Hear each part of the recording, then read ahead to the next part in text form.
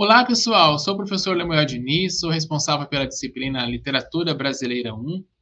Hoje eu estou aqui para continuar com a gravação das aulas.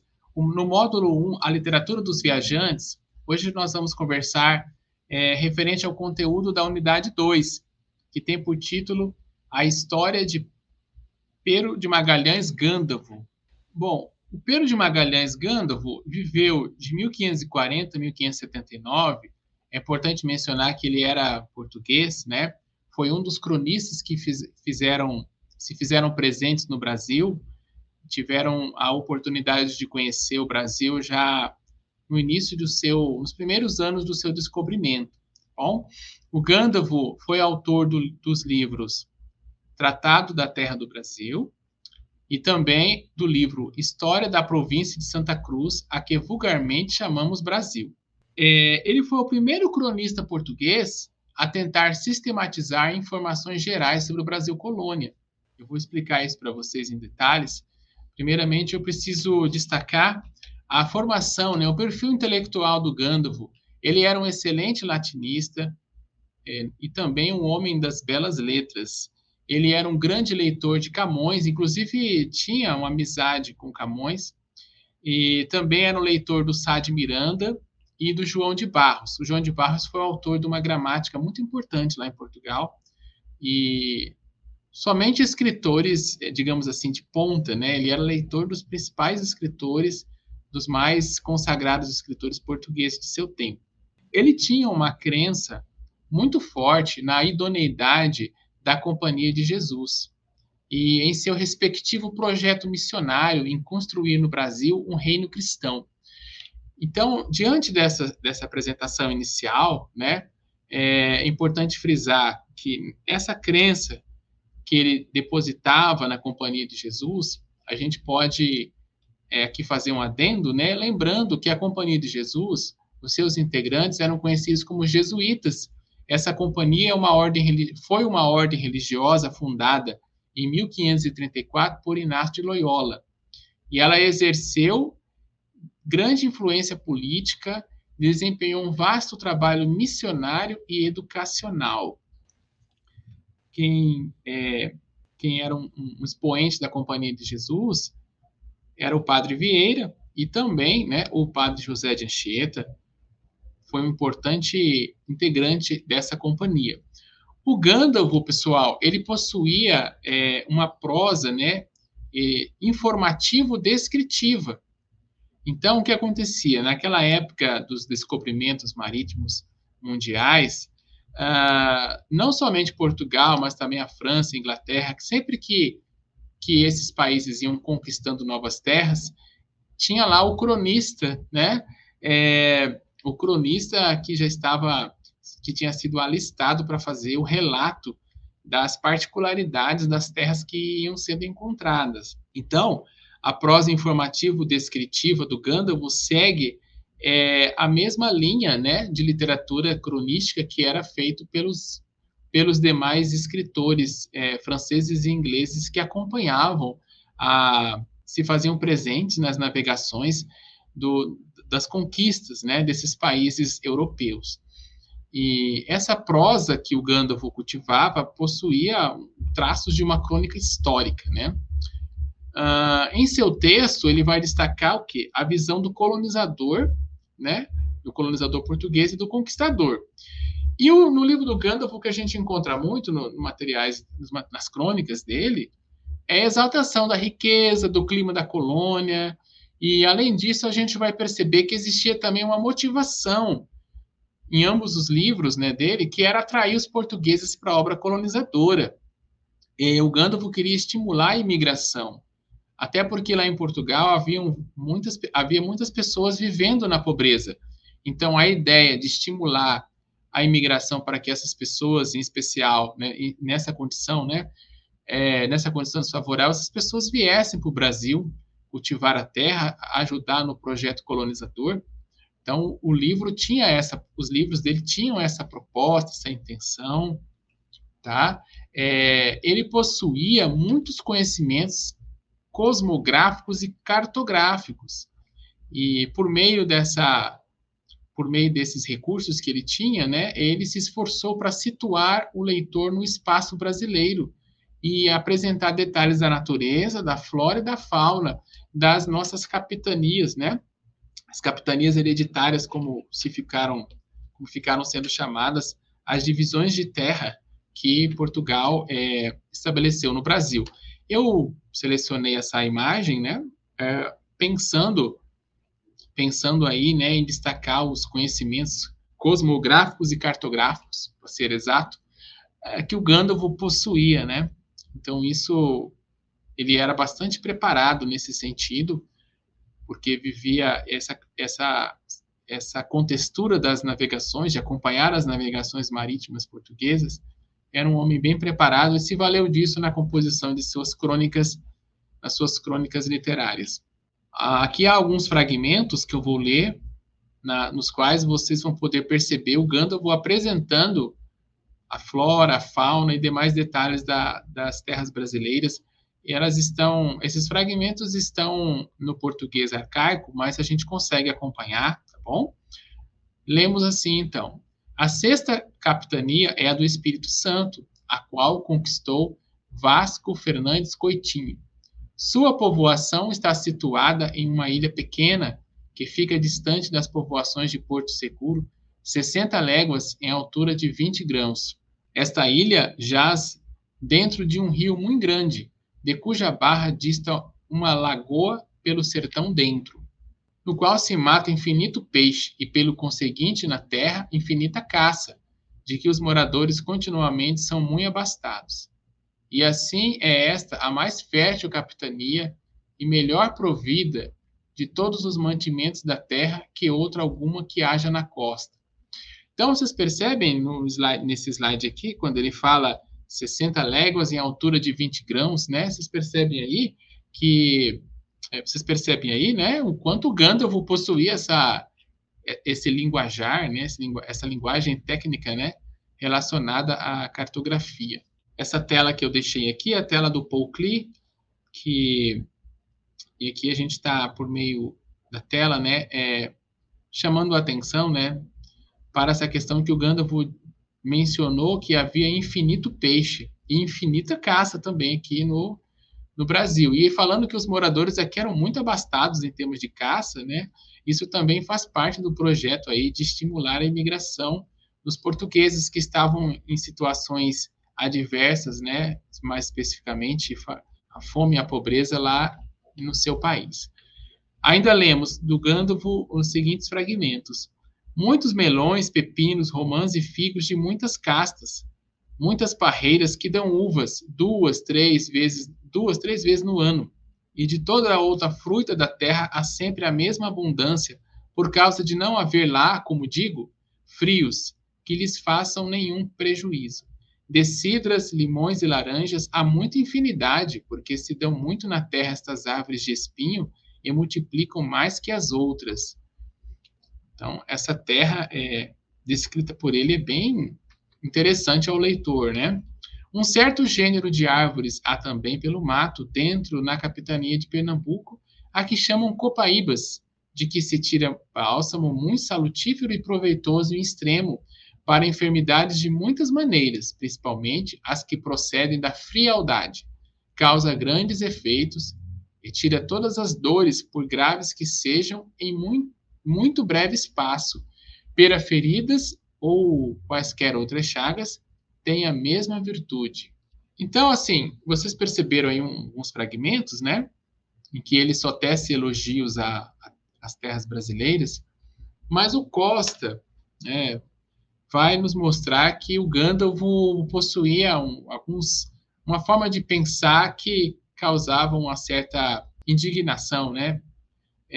Porque ele incentivava os portugueses a ficarem no ócio e diziam que os índios deveriam ser escravizados, né? E os índios sendo escravizados, eles iam trabalhar não só por si mesmos, mas também pelos portugueses.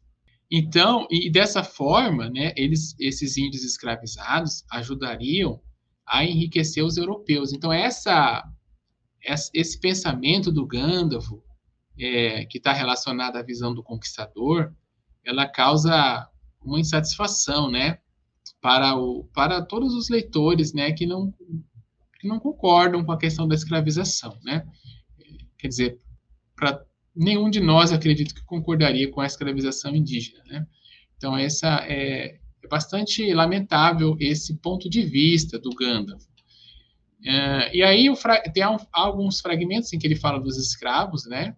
Esta é uma das melhores terras, que mais tem realçado os moradores que todas as outras capitanias dessa província, os quais sempre foram muito favorecidos e ajudados dos índios da terra, de que alcançarão muitos infinitos escravos com que granjearão suas fazendas, tá?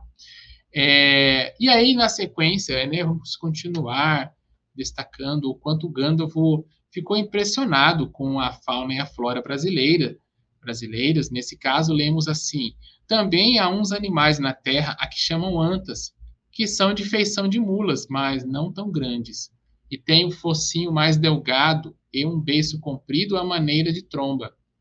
As orelhas são redondas e o rabo não muito comprido, e são cinzentas pelo corpo e brancas pela barriga.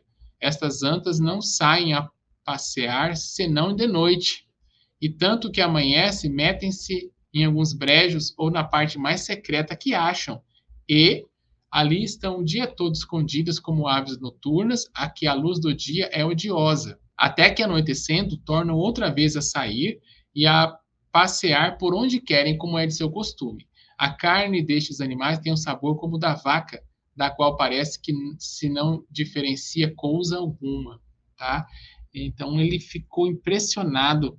Outros animais, né? Ele ficou impressionado com a questão da fauna que nós tivemos aqui, né? Outros animais há nesta província, muito feros e prejudiciais a toda esta caça e ao gado dos moradores, aos quais chamam tigres, ainda que na terra há mais da gente, os nomeia onças. Então, quer dizer, ele vai dizer, né? Ele vai falar aqui que se chamam tigres, né? Mas alguns habitantes chamavam de onças, esses animais ferozes. Estes animais parecem-se naturalmente com gatos e não diferem deles em outra coisa, salvo na grandeza do corpo, porque alguns são tamanhos como bezerros e outros mais pequenos. Então, o Gandalf, pessoal, a visão que ele teve, né, da nossa natureza foi uma visão paradisíaca. E em certos momentos ele chegou a fazer comparações extraordinárias, né, comparações inauditas, que às vezes podem até mesmo ser interpretadas como cômicas. Na descrição da banana, por exemplo, a gente vai falar da banana agora e daqui a pouco eu vou falar do abacaxi, tá bom? Na descrição da banana, né, ele faz um comentário que algumas pessoas, né, acham engraçado, acham assim algo um tanto fora da realidade, né? Vamos fazer a leitura desse fragmento sobre a banana, né? Ele está falando: esta planta é muito tenra e não muito alta, não tem ramos senão umas folhas que serão 6 ou 7 palmos de comprido. A fruta, né? Aqui está escrito fruta mesmo, tá bom, pessoal? Eu estou lendo como tá lá. A fruta dela se chama banana. Parecem-se na feição com pepinos e criam-se em cachos. Essa fruta é muito saborosa e das boas que há na terra. Tem uma pele como de figo, ainda que mais dura, a qual lhe lançam fora quando a querem comer, mas faz dano à saúde e causa febre a quem se desmanda nela. Então, essa parte final, que a banana pode fazer mal e causar até febre a quem se desmanda nela, quer dizer, a quem abusa, né, quem come em grande quantidade, tem gente que acha um pouco fora da realidade, né? Mas há leitores que acham essa parte engraçada, como se não fizesse sentido. Quando a gente fala de banana, pessoal, a gente pode lembrar, né, o Moacir Scliar, que foi um descendente de judeus, um escritor da literatura brasileira, membro da Academia Brasileira de Letras e um médico. Ele contava nas suas entrevistas que quando o seu pai veio de navio fugindo da perseguição lá na Rússia, perseguição porque eles eram judeus, né? A família dele eles eram judeus. Quando ele chegou no Brasil, os brasileiros lhe deram banana, né? Ele chegou com fome, né? Apenas com pouca roupa. Então lhe deram banana, na melhor das intenções, de suprir a fome, saciar a fome dele. E ele, por vir de uma cultura totalmente diferente, ele abria a banana, descascava a banana, né? Ele comia a casca e jogava fora o fruto, por desconhecer a fruta, né? E os hábitos alimentares aqui do Brasil. E, e demorou para perceber que deveria ser feito o contrário, né? Descascar a banana, comer o fruto e descartar a casca, né? Muito embora se diga que, em termos nutricionais, a casca da banana possui muitas, eu não sei se o termo exato, o termo técnico seria vitaminas, eu sei que existem benefícios à saúde, né, que podem ser extraídos a partir da utilização da casca da banana.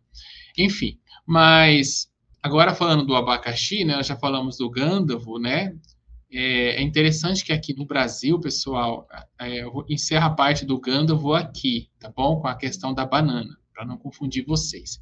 Como a disciplina é Literatura Brasileira 1, e nós estamos falando dos primórdios da literatura, os primeiros textos escritos sobre o Brasil, então eu vou fazer vou me reportar agora aos estudos do nosso crítico literário Antônio Cândido, que aproveitando o gancho aí da história da banana, né, o Antônio Cândido, no seu livro Literatura e Sociedade, ele percebeu, né, que muitos cronistas que vieram ao Brasil ficavam tão espantados com as novidades da terra que se deixavam levar pela hipérbole, né, ou seja, se levar pelo exagero.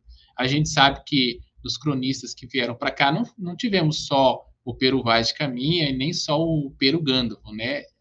Também tivemos outros cronistas, outros escritores que vieram aqui e se maravilharam com as novidades da nossa terra, da nossa fauna, da nossa flora, e alguns deles o Cândido listou tendo em comum as percepções que eles tiveram acerca do abacaxi. Então, o Gabriel Soares de Souza, né, na sua obra e nos seus livros, ele vai enxergar o abacaxi como uma fruta comum, tá? Uma fruta comum. O Simão de Vasconcelos escreveu uma obra intitulada Notícias Curiosas e Necessárias das Coisas do Brasil. Foi publicado em 1668. E na perspectiva, né, no texto literário do Vasconcelos, vai dizer que o abacaxi é uma fruta diferenciada, não é uma fruta comum. É uma fruta real, coroada e soberana. Okay? Aí quando você vai olhar os escritos do Frei Antônio do Rosário, né, um livro chama-se Frutas do Brasil, publicado em 1702. E nesse livro, o Frei Rosário, né, ele vai construir uma alegoria.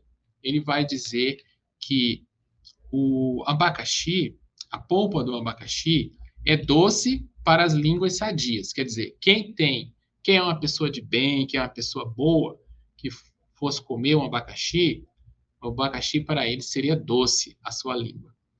Mas a pessoa que não tem boa índole, não tem um bom caráter, que comesse o abacaxi, teria a língua como que machucada, sabe? Como que mortificada.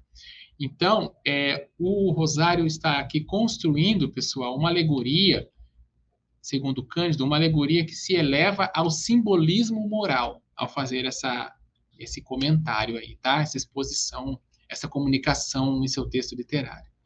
Então, o abacaxi serviria como se fosse um árbitro, um juiz, queria decidir, queria ajudar a gente perceber quem era do bem e quem era do mal. Era só comer o abacaxi, tá? Se comesse o abacaxi e fosse uma pessoa de bem, falou, o abacaxi tá doce, legal, gostei dessa fruta. E quem estivesse no pecado, né, seria como que castigado ao ingerir o abacaxi. Ia sentir a sua boca amarga, machucada, né? Então, o abacaxi serviria para galardoar a virtude e para castigar o pecado.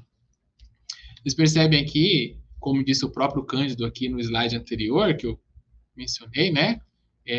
Há uma hipérbole, né? Há atitudes hiperbólicas, exageradas, né?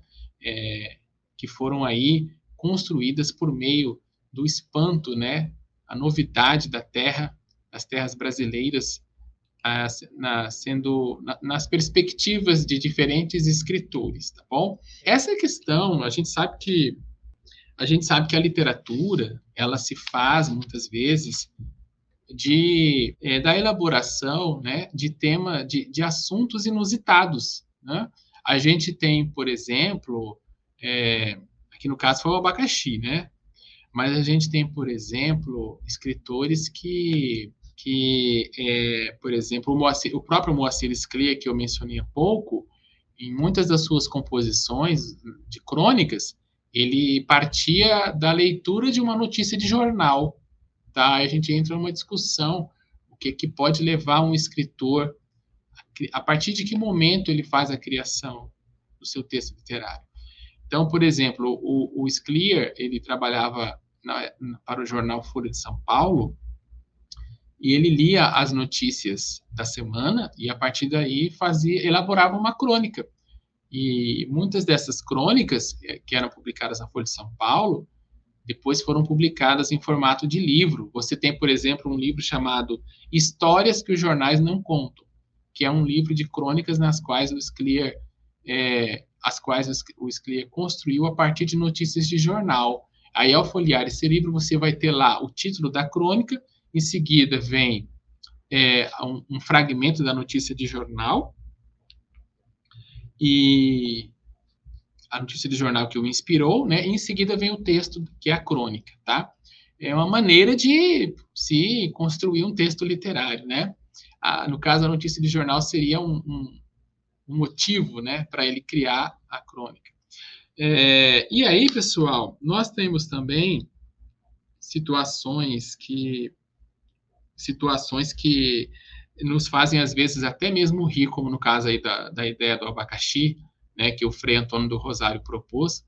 Quando você olha, por exemplo, para a obra do Carlos Heitor Coni, já pensando na literatura mais contemporânea, que ele foi um cronista, jornalista também, a gente tem um romance que ele escreveu chamado Pilatos, que é um romance altamente satírico, e é bem inusitado é bem inusitada a construção desse livro, porque vai falar de um personagem que sofre um acidente e ele tem o pênis mutilado, né? O pênis acaba sendo extirpado do corpo. Então, esse personagem vai pegar um vidro de compota, vai colocar o órgão que foi cortado ali, né, o pênis que foi cortado, devidamente no álcool ali, em algum produto que ajudasse a manter no sentido de que ele não viesse a decompor, né, entrar em estado de putrefação. E ele vai andando pelas ruas, carregando o vidro com o órgão ali dentro, né, e vai andando pelas ruas, e ele vai conhecendo personagens os mais geralmente personagens discriminados, personagens que estão na ojeriza, à margem da sociedade, e ele conhece prostitutas, ele conhece pessoas que têm tem, como a gente pode dizer, ninfomania, né? E ele vai o tempo todo carregando aquele vitrinho. E a partir dessa ideia inusitada que levou à elaboração do romance, o Carlos Heitor Coni está trabalhando uma questão de protesto. Há toda uma questão de protesto contra a questão política na época, né? A gente sabe que o Coni ele sofreu as agruras do exílio. Depois ele voltou, retomou sua condição de jornalista. E essa questão dos problemas trazidos pela ditadura estão aí inseridos nesse livro Pilatos, tá? É um romance extremamente satírico, e essa construção inusitada do personagem, né, está andando com um órgão mutilado no vidro, é um livro engraçado, tá? Mas cômico, né? Mas que tem aí muitos simbolismos, tal qual a ideia do abacaxi, né, que serviu de alegoria aí na construção desse simbolismo moral. E os escritores, né, eles têm as formas, muitos partem de conteúdos, partem de uma inventividade, né, a partir de uma situação bastante inusitada. Quando você olha o livro do Scliar, também você encontra uma narrativa que o Scliar se reuniu com mais 3 escritores, e também elaborou um livro que há um personagem que também está carregando um vidro com um pênis, né? No caso, seria uma parte, né, do aparelho do Hitler, né? Que o Scliar ele trabalhou essa questão de protestar contra o nazismo. Então, muitas vezes ele se valeu do humor judaico, né? E há um livro do Scliar tem essa questão do personagem também carregando o vidrinho com uma parte, eu não me recordo ao certo se trata do pênis ou de um dos testículos do Hitler. E é um livro que trabalha bastante a comicidade também. E, então, isso vai demonstrando para nós, leitores, né, que a inventividade ela pode partir da elaboração, da observação, a proposição, melhor dizendo, né, de simbolismos, né, de alegorias que podem ser tanto uma fruta, podem ser uma parte do corpo humano, pode vai depender da imaginação, né? Existem, por exemplo, pensando nisso, na literatura brasileira, existem poemas que foram inspirados em telas. A poetisa Raquel Naveira, poetisa do estado do Mato Grosso do Sul, que faz parte da Academia Sul-Mato-Grossense de Letras, ela tem muitos poemas que foram inspirados em telas, e principalmente em telas sobre aquelas telas que retratam a deusa Vênus se olhando ao espelho, tá? Uma tela bem conhecida. E a partir daí ela vai elaborando muitos dos seus poemas, né? Tem a criação a partir disso.